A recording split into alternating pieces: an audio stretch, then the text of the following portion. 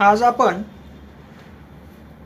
अतिशय महत्त्वाच्या महामानवाविषयी या व्हिडिओमध्ये माहिती पाहणार आहोत। तर पहा, डॉक्टर बाबासाहेब आंबेडकर यांच्याविषयी माहिती घेताना अतिशय महत्त्वाच्या असणाऱ्या गोष्टी आपण लक्षात ठेवण्यासाठी या व्हिडिओमध्ये बाबासाहेब आंबेडकर यांच्याविषयी ज्या सर्व गोष्टी महत्त्वाच्या आहेत त्या घेण्याचा आपण प्रयत्न केलेला आहे।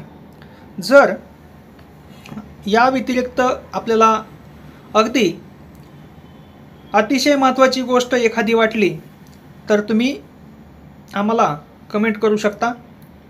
आपण पुढील व्हिडिओमध्ये त्याचा आपल्या व्हिडिओमध्ये घेण्याचा प्रयत्न करू। तर चला सुरुवात करूया।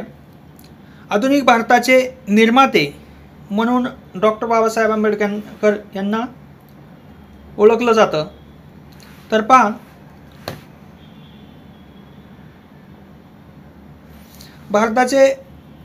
स्वतंत्र भारताचे पहिले कायदा मंत्री सुद्धा आपण यांना म्हटलं जातं। भारतीय संविधानाचे शिल्पकार हे सुद्धा बाबासाहेब आंबेडकर यांना ओळखलं जातं। भारतीय न्यायशास्त्र, अर्थशास्त्र, राजनीती, तत्त्वज्ञान, समाज सुधारक, पत्रकार, वकील, दलित बौद्ध चळवळीचे प्रेरणास्थान आणि भारतीय बौद्ध धर्माचे पुनर्जीवक महामानव म्हणून डॉक्टर बाबासाहेब आंबेडकर यांना ओळखलं जातं। त्यांना भारतरत्न मिळालेला आहे। आता 14 एप्रिल 1891 मध्ये बाबासाहेब आंबेडकर यांचा जन्म झाला। हे बाबासाहेब आंबेडकर प्रचंड बुद्धिमत्ता, सामाजिक असीम त्याग करणारे आणि दलित समाजाला हक्क मिळवून देणारे, तसेच महाडचा सत्याग्रह, मनुस्मृतीचे दहन, मंदिर सत्याग्रह, शेतकऱ्याची कैवारी, गोलमेज परिषद, पुणे करार, स्वतंत्र मजूर पक्ष, बहिष्कृत हितकरणी सभेची स्थापना यांनी केलेली आहे। तसेच दलित शिक्षण संस्थेची स्थापना सुद्धा केलेली, पीपल्स एज्युकेशन सोसायटीची स्थापना सुद्धा केली। त्यासोबत महिलांसाठी कार्य केलेलं आहे। स्वातंत्र्याच्या लढ्यात त्यांचा सहभाग, अशा अनेक कितीतरी गोष्टी बाबासाहेब आंबेडकर यांनी आपल्या जीवनात केलेल्या आहेत। समाजासाठी आपले संपूर्ण आयुष्य खर्ची घातलेले आहे। त्यांनी जर ठरवलं असतं तर त्यांना अवाढव्य पगाराची नोकरी त्यांना भेटली असती। समाजातील तळागाळातील व्यक्तींचा प्रामुख्याने विचार त्यांनी केला। यांच्याकडे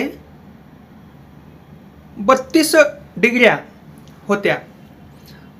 त्यांचा शिक्षणासाठी, समाजाच्या कल्याणासाठी आयुष्यभर त्यांनी काय केलेलं आहे? संघर्ष केलेला आहे।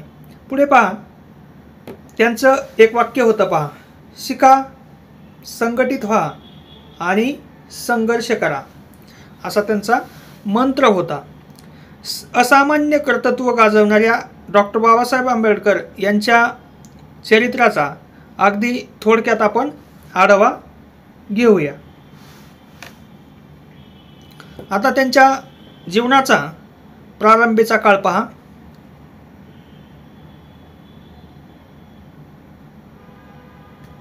भारताचे प्रारंभीचा काळ पहा। महू प्रदेशातील म्हणजे मध्य प्रदेशातील महू येथे डॉक्टर बाबासाहेब आंबेडकर यांचा जन्म झाला। बाबासाहेबांच्या वडिलांचे नाव रामजी आणि आईचे नाव काय होते? भीमाबाई होते। मध्य प्रदेश नंतर काही काळ दापोली, सातारा असे त्यांचे वास्तव्य करीत आंबेडकरांचे कुटुंब मुंबईत राहण्यास आले. त्यांनी मध्य प्रदेशमध्ये जन्म झाल्यानंतर वडिलांच्या नोकरीच्या रिटायरमेंटनंतर ते दापोलीला गेले. त्यानंतर सातारा आणि शेवटी मुंबईला राहण्यास बाबासाहेब आंबेडकर आलेले होते. बाबासाहेबांनी सुरुवातीचे शिक्षण मुंबईतील सरकारी शाळेत घेतले. म्हणजे सुरुवातीचं शिक्षण कुठं घेतलं तर मुंबईच्या सरकारी शाळेत. बाबासाहेबांनी शिक्षण घेण्यासाठी खूप कष्ट सोसले. कष्ट घेतलेला अतिशय कष्ट घेतले त्यांनी शिक्षणासाठी. वयाच्या 15व्या वर्षी बाबासाहेब आंबेडकर यांचा 14 ते 15 वर्षाचे असताना त्यांचा विवाह भिकू वलंकर यांच्या मुलीशी म्हणजेच रमाबाई यांच्याशी झाला. बाबासाहेब आपल्या शालेय जीवनात 18 तास अभ्यास करत असत. किती तास अभ्यास करायचे तर 18 तास. पुढे पहा, उच्च शिक्षण. बाबासाहेब आंबेडकर यांचं उच्च शिक्षण. मॅट्रिकची परीक्षा यशस्वीपणे उत्तीर्ण झाल्यानंतर बाबासाहेबांनी मुंबई विद्यापीठातून काय केलं तर BA ची पदवी घेतली. कोणती पदवी घेतली तर BA ची पदवी सुरुवातीला मिळवली. बडोदा संस्थानाचे सयाजीराव गायकवाड यांच्या मदतीने बाबासाहेब उच्च शिक्षणासाठी अमेरिकेत गेले. कुठं गेले तर अमेरिकेत बाबासाहेब उच्च शिक्षणासाठी गेले. कोलंबिया विद्यापीठातून त्यांनी अर्थशास्त्र विषयामध्ये MA ची पदवी संपादन केली. कोलंबियामध्ये अर्थशास्त्र या विषयात काय केलं त्यांनी MA ची पदवी मिळवली. त्यानंतर याच विषयात डॉक्टरेट मिळवली. परदेशातील विद्यापीठातून अर्थशास्त्रात पदवी संपादन करणारे डॉक्टर बाबासाहेब आंबेडकर पहिले भारतीय होते. पहिले भारतीय म्हणून PhD मिळवणारे. बाबासाहेबांनी 2 विषयात MA केले. 2 विषयात PhD मिळवली.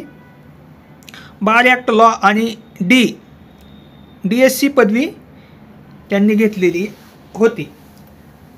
ग्रेज इन येथून बॅरिस्टर ॲट लॉ ही पदवी घेऊन 3 एप्रिल 1923 रोजी बाबासाहेब कुठं आले तर मुंबईत आले. समाजकार्य करावे व अर्थार्जनासाठी वकिली करावी असा त्यांनी निर्णय घेतला. सुरुवातीच्या काळात बाबासाहेबांनी उत्तम प्रकारे वकिली केली. पुढे पहा, बाबासाहेबांनी केलेले सत्याग्रह याविषयी माहिती पाहूया. आता सत्याग्रह कोणते कोणते केले ते याविषयी पहा. सन 1920 मध्ये बाबासाहेबांनी मूकनायक नावाचे वृत्तपत्र सुरू केलेले होते. लक्षात ठेवायचं आहे, मूकनायक 1920ला सुरू बाबासाहेबांचं पहिलं पत्र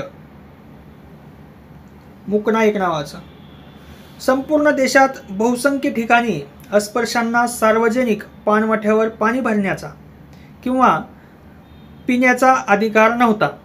यामुळे अस्पृश्यांना त्यांचा हक्क मिळवून देण्यासाठी बाबासाहेबांनी महाड येथे पिण्याच्या पाण्यासाठी सत्याग्रह केला. बाबासाहेबांनी यांनी 20 जुलै 1924 रोजी मुंबई येथे बहिष्कृत हितकारिणी सभेची स्थापना केली. कधी केली? 20 जुलैमध्ये 1924ला स्थापना केली. हे पण लक्षात ठेवायचे. सामाजिक व राजकीय दृष्ट्या तळागाळात फेकल्या गेलेल्या भारतीय समाजातील इतरांच्या सोबत या समाजांना आणण्यासाठी हे या सभेचे ध्येय होते. हिंदू असूनही हिंदूच्या मंदिरात प्रवेश मिळत नसल्यामुळे तो समानतेचा अधिकार मिळवण्यासाठी अमरावती येथील प्राचीन अंबाबाई या देवीच्या मंदिरात आणि पुण्यातील पर्वती मंदिरात नाशिक येथील काळाराम मंदिरात बाबासाहेबांनी सत्याग्रह केलेला होता. पुढे पहा, बाबासाहेबांनी शेतकऱ्यांसाठी केलेले कामं आपण पाहूया.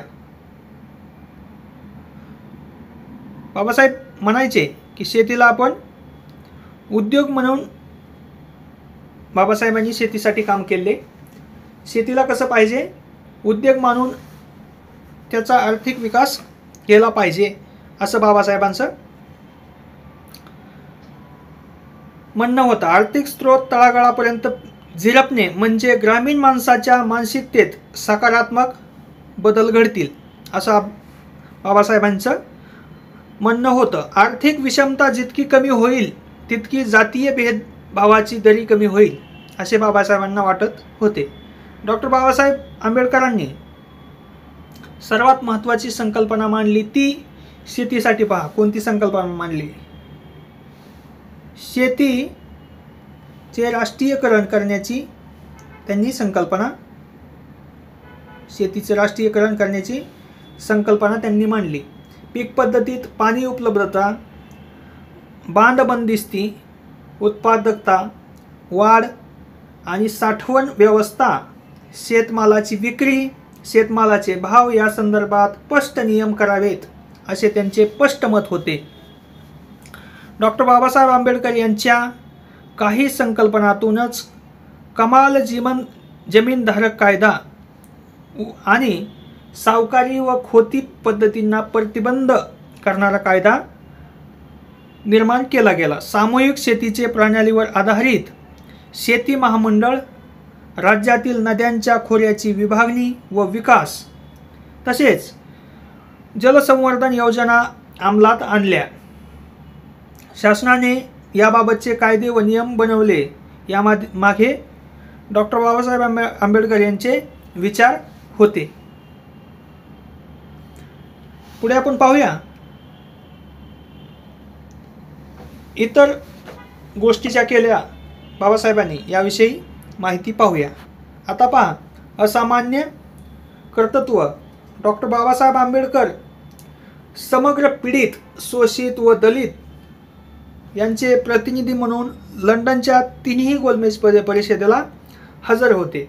लंडन येथे झालेल्या गोलमेज परिषदेमध्ये एकूण 3 गोलमेज परिषदा झाल्या. त्यामध्ये बाबासाहेब उपस्थित होते.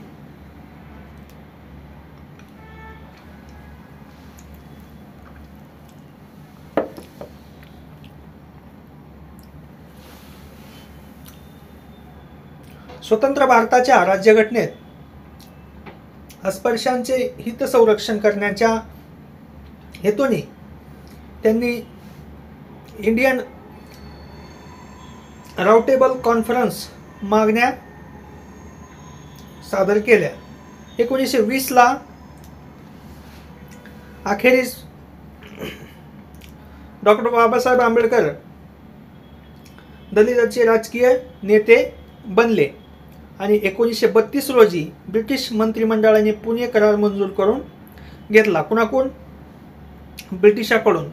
त्यावर मंत्रिमंडळाने शिक्कामोर्तब केले व मजुरांना, कामगारांना हक्क व अधिकार मिळवून देण्यासाठी त्यांनी 1936 मध्ये मजूर पक्षाची स्थापना केली. मजूर पक्षाची स्थापना आपल्याला लक्षात ठेवायची आहे. कधी? 1936 मध्ये स्वतंत्र मजूर पक्षाची स्थापना त्यांनी केली. बहिष्कृत हितकर्णी सभेची स्थापना सुद्धा त्यांनी केलेली आहे. दलित शिक्षण संस्थेची स्थापना, पीपल एज्युकेशन सोसायटीची स्थापना करून शिक्षणासाठी दारी सर्वांसाठी खुले केले. डॉक्टर बाबासाहेब आंबेडकर यांनी स्त्रीमुक्तीचे पक्के समर्थक होते. स्त्री मुक्तीला समर्थन देणारे होते. त्यावर तथागत गौतम बुद्धांच्या शिकवणीचा आणि महात्मा ज्योतिबा फुले यांच्या कार्यांचा प्रभाव त्यांच्यावर होता. ते स्त्री शिक्षणाचे पुरस्कर्ते होते. स्वतंत्र भारताचे पहिले कायदा मंत्री असलेल्या बाबासाहेब आंबेडकरांचा भारतीय संविधानात अतिशय महत्त्वाचा वाटा होता. एवढे सूक्ष्म निरीक्षण असणारे आणि कोणावरही अन्याय न करता सर्वांना समान हक्क अधिकार देणाऱ्या बाबासाहेबांच्या असामान्य बुद्धीची प्रचिती संविधानाच्या वाचनावरून किंवा त्यामध्ये असलेल्या तरतुदीवरून, परिशिष्टावरून, कलमावरून आपल्याला येते.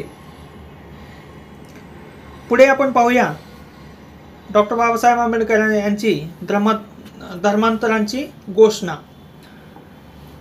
पहा, डॉक्टर बाबासाहेब आंबेडकर हे कोट्यवधी दलितांना न्याय मिळवून देण्यासाठी दिवसरात्र झटत असायचे. हिंदू धर्मात असलेल्या आपल्या असमानतेची वागणूक देण्यात येत होती, ती समानतेची वागणूक देण्यात यावी यासाठी त्यांनी मोठा लढा दिला होता. शेवटी हिंदू धर्म त्यागाचा म्हणजे धर्मांतराचा निर्णय घेतला आणि हिंदू धर्माचा त्याग केल्यानंतर कोणत्या धर्माचा स्वीकार करावा याबद्दल बाबासाहेबांनी सखोल विचार केला. सखोल याविषयी अभ्यास त्यांनी केला. हजारो कार्यकर्ते आणि अनुयायांचा बाबासाहेबांना पाठिंबा होता. अखेर बौद्ध धर्माचा बाबासाहेब आंबेडकरांनी स्वीकार केला. डॉक्टर बाबासाहेब आंबेडकरांच्या अध्यक्षतेखाली 2 तारीख लक्षात ठेवायची, 2 मे 1950 रोजी पहिली बौद्ध जयंती दिल्ली येथे साजरी झाली. या जयंती समारोहास अनेक देशाचे वकील, प्रतिनिधी, भिक्षू समुदाय व सुमारे 20,000 लोकांचा समुदाय उपस्थित होता. मार्च 1959च्या एक अहवालानुसार एक अहवाल 1959ला आला. त्यामध्ये 1.5 ते 2 कोटी अस्पृश्यांनी बौद्ध धर्म स्वीकारला होता 1960 पर्यंत. या घटनेची जागतिक इतिहासात नोंद झाली. तर या घटनेने भारतात बौद्ध धर्म पुनर्जीवित झाला. डॉक्टर बाबासाहेब आंबेडकरांचे धर्मांतर जगात ऐतिहासिक होते, कारण ते जगातील सर्वात मोठे सामूहिक धर्मांतर होते. सामूहिक धर्मांतर केले. आता पुढे आपण बाबासाहेब आंबेडकर यांचे महापरिनिर्वाण याविषयी पहा.